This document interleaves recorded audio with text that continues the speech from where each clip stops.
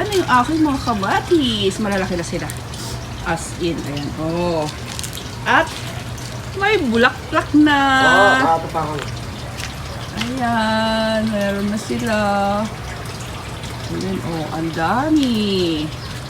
Ito yung iba. Malalaki na din. Tapos may mga, ayan, mga nagbubulaklak na sila lahat. Kaso mga nakadapa. Hindi pa dumarating yung binili kong parang stick na inilalagay dito para tumayo sila. Sinisipon ako. Ayan. Lahat sila ay may mga flowers na. Ayan. Kikita nyo ba? Yan, yan, yan. Flowers. Lahat sila nagpa-flowers na. So, madami na tayong kamatis. Ayan o, ang ganda. Ayun.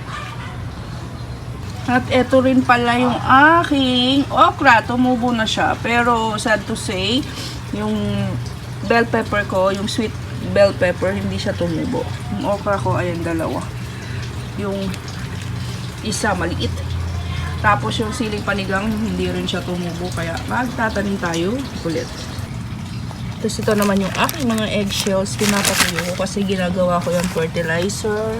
Tapos andito yung mga pinagbalatan ng mga vegetables at saka yung coffee ground para din sa lupa. Pang fertilizer. Kino-compost natin yan. Tapos lagyan natin ng lupa din para mas maayos yung pagko-compost natin. Tapos papakita ko sa inyo yung ginawa ko. Ito. Balik.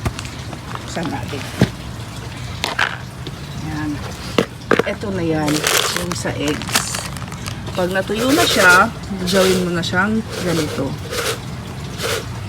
I-crush nyo na siya. Ayan. Tapos, yan na yung fertilizer ng ating mga gulay, ating mga halaman, organic.